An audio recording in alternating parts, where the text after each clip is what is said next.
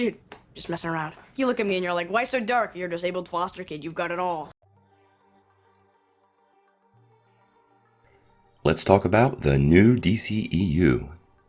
The DCEU's problems have always existed outside of tone and inside of story. So what's coming at us in the future?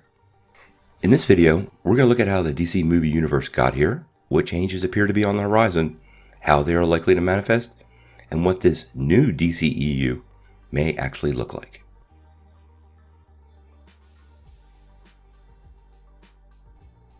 So let's be honest, Nolan's Dark Knight was special. So special, well, it may have ruined DC films forever. It's still a clear contender today for the title of greatest comic book movie ever, and it may be very well deserved with its masterful storytelling and Heath Ledger's Oscar-winning performance.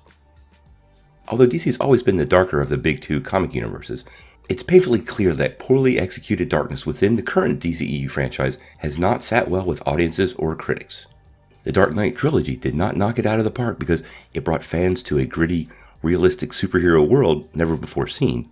It succeeded because director Christopher Nolan enveloped you in that darkness, surrounded by real characters and a great story. It's not just dark for the sake of being dark. Nolan layers that darkness and emotion onto his characters and plotlines, and he also manages to show the impact of that darkness on his characters. This is what made the Dark Knight trilogy succeed.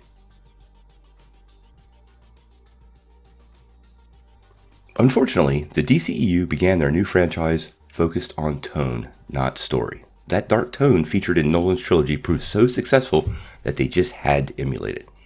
They hired visual director Zack Snyder to kick off this universe. Have you ever seen Snyder's 300? It's absolutely beautiful. Fans were excited. I was excited. Unfortunately, a storm appeared to be brewing. To many fans and critics, Snyder grounded this new franchise in visuals rather than characters. Man of Steel and Batman vs Superman: Dawn of Justice are by no means awful. But let's be truthful, the reactions to these films varies from masterpiece of biblical proportion to a dumpster fire being fueled by live babies. The contrast is amazing. To each their own. But the film attempts to emulate the tone of a successful franchise by focusing on visuals and great moments. While the dark visuals in these films, and really all of Snyder's films, are absolutely beautiful, without a solid story, your universe isn't really grounded in anything but those visuals, leading to lackluster films that give audiences underdeveloped characters they really don't care for. This is exactly what happened to The Phantom Menace. I may have gone too far in a few places. Yeah, you think, George? After the public dissatisfaction with Batman v Superman, tried to course-correct their tone problem by making Justice League lighthearted and funny.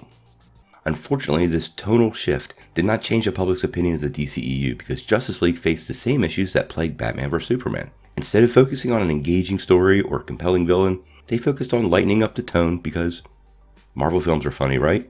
Batman vs Superman and Justice League could have been dark as possible or light as possible. It doesn't matter. What matters is how they imbue these tones throughout the story. These films didn't fail because they couldn't emulate specific tones. They failed because story drives everything. And in these films, there was nothing to drive.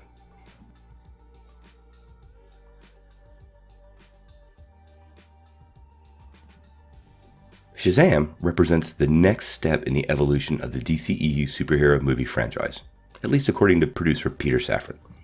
It's going to be directed by David Sandberg. The movie stars Asher Angel as a young Billy Batson and Zachary Levi as the Big Red Cheese himself. It's due to hit theaters next April and will follow on the heels of James Wan and Jason Momoa's Aquaman, which is scheduled to hit theaters this coming December.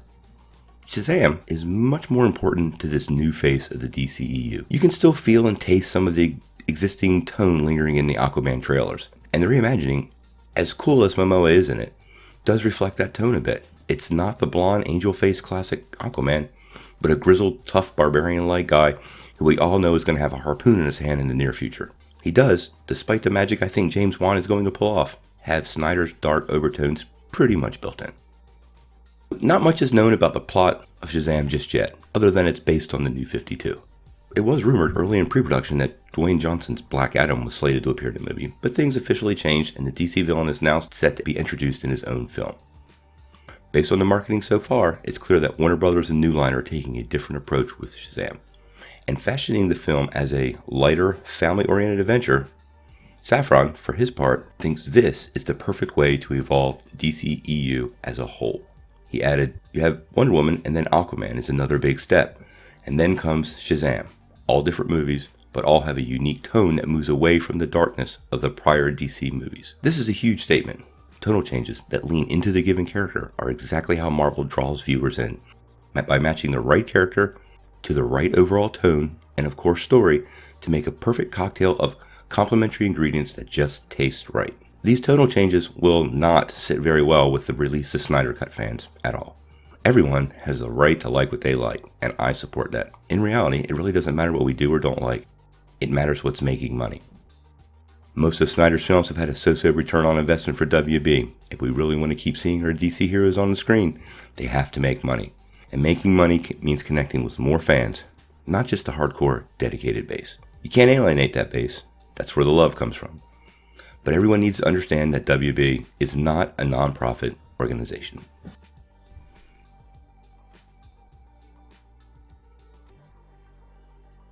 Replicating the success of the MCU is no easy thing. Kevin Feige did not just simply jump into a billion-dollar franchise. While Iron Man was a rollicking triumph, the stepping stones of the Incredible Hulk, Thor, and Captain America, the first Avenger, were more than a little worrisome, and success was far from guaranteed. The road to the Avengers was full of landmines. It was a required, risky trip that had to be undertaken. Those initial solo introductions focused on character, so they could let loose with the world-ending devastation of the mega event movies. Give the audience a great story.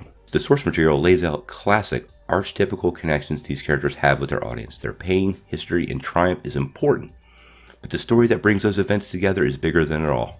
Things like great source material, super visuals, or big actors have provided no guarantee of success. The right team of directors and writers matched with the correct character is key. One thing to consider. Before Batman vs. Superman Dawn of Justice, we were privileged to have 7 previous live-action versions of Batman and 9 versions of Superman, not to mention all the various animated adventures. Batman and Superman are sure things, but they may have had their time in the limelight. It really could be time for Warner Brothers to hang their suits in the closet just for a few years and let their other characters get a turn to shine, like Shazam, Wonder Woman, or Aquaman.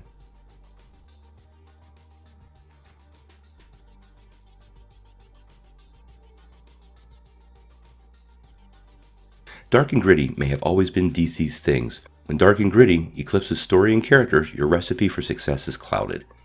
DC has learned all the wrong lessons from Nolan's Dark Knight films, and if it can't learn the right lessons, they may be doomed for good. I love DC superheroes, but until they can prove they've placed story above all else, I can't help but hold some of my excitement for the DCEU's future.